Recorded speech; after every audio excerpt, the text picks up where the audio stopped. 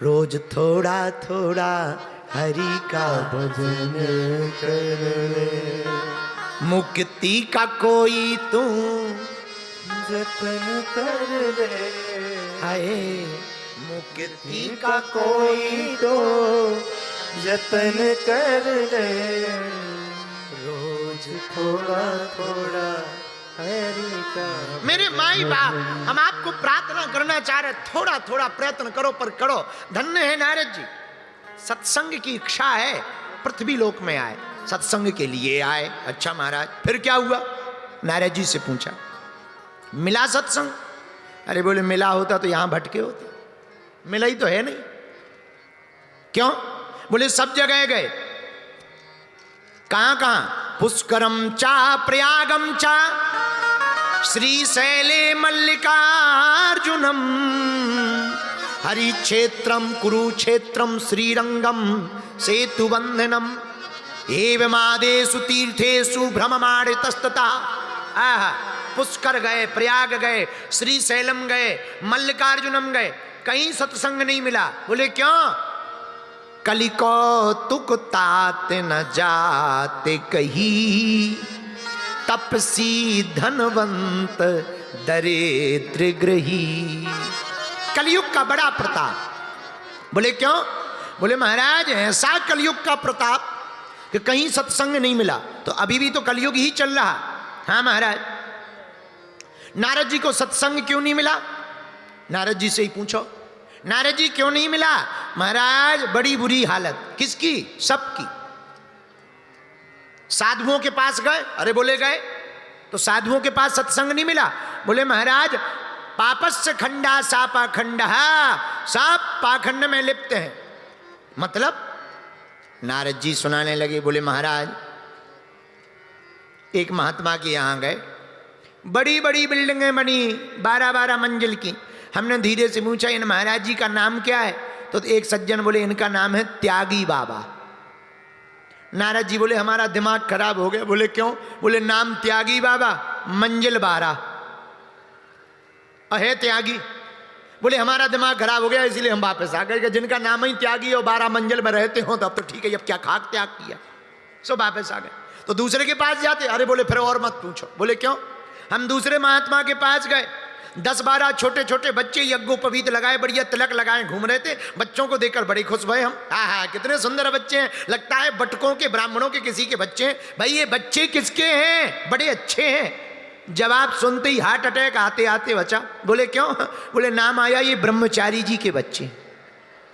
ले तब तो और दिमाग खराब हो गया। तो नारद जी कहते हैं महाराज हम तीसरी जगह गए, शाम हो गई, थक गए, एक आश्रम के बाहर लेट गए। इतना शोर शराबा का दिमाग खराब हो गया। पूछा किसका आश्रम है? बोले मौनी बाबा जी का। ये हाल है। तो लोग, तो महात्मा बोले बड़े पागल हो, सनत कुमार बोले बड़े पागल हो। गृहस्थों के पास जाते, संतों के पास अगर नहीं मिला सत्संग, गृहस्थों के पास जाते। बोले महाराज संत तो कुछ ठीक ही है, गृहस्थों की तो हालत ही खराब। बोले क्यों? बोले गृहस्थों में तो ये हाल है, जब तक अपनी मति चलती है जब तक श्रीमती नहीं आ जाती, और श्रीमती के आते ही गृहस्थों की दुनिया खराब। हाँ बुरी हालत है गृहस्थों की। हम नहीं कह रहे हैं, भागवत कह रही है। आप लोग हम पे आरोप मत लगाना, 6 दिन हमें कथा सुनानी है। हाँ भागवत कह रही है। नारद जी कह रहे हैं महाराज गृहस्थों की तो अब मत पूछो, गृहस्थों का ये हाल है। बोले क्या हाल है? बोले प्रभु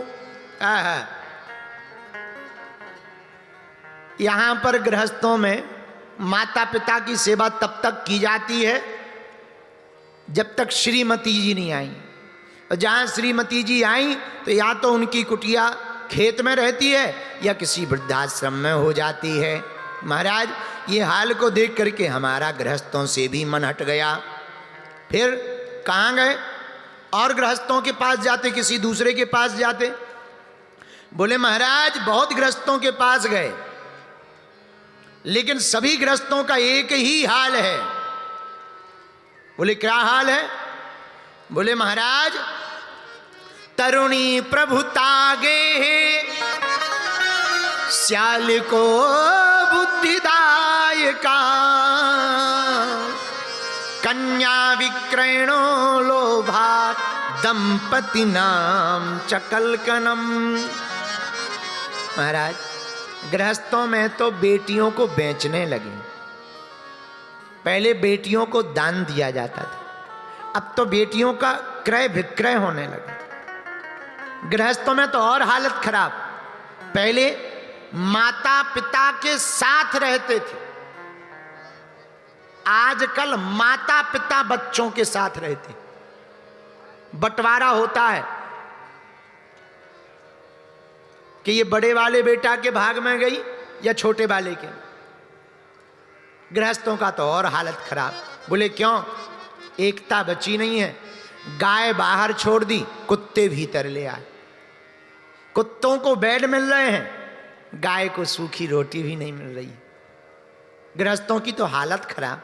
बोले क्यों? बोले टेंशन में इतने मर रहे कि पेंशन भी नहीं ले पा रहे।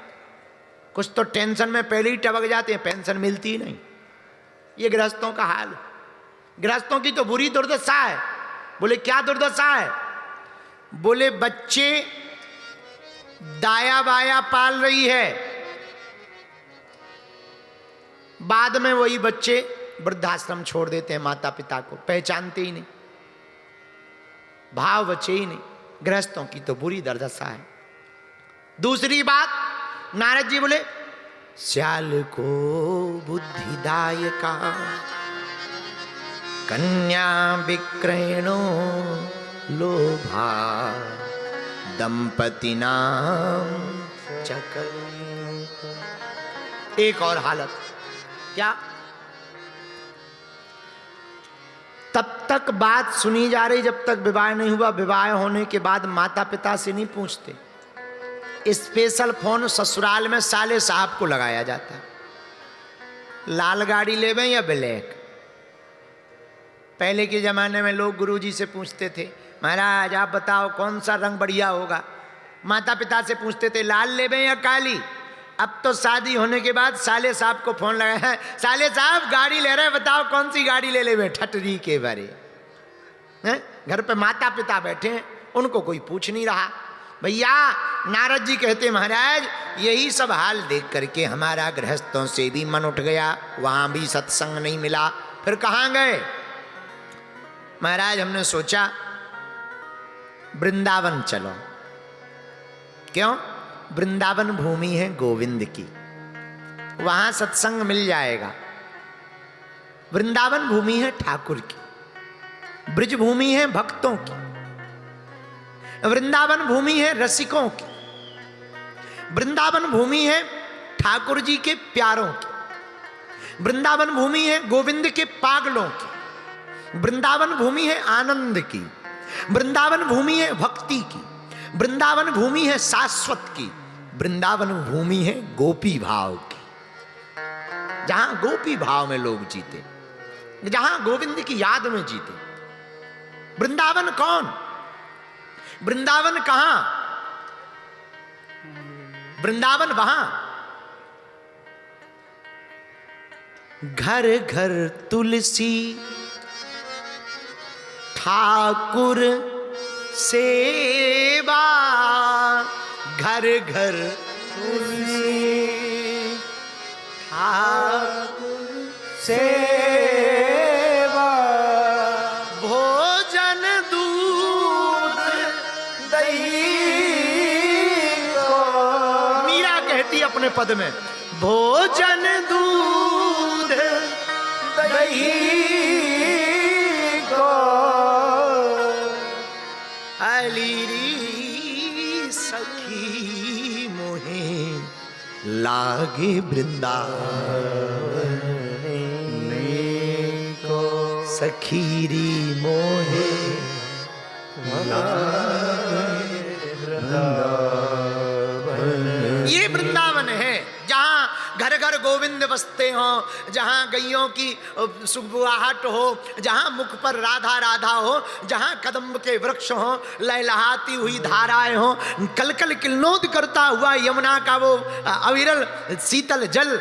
आहा, ये वृंदावन है। तो वृंदावन कहाँ? जहां भक्ति है।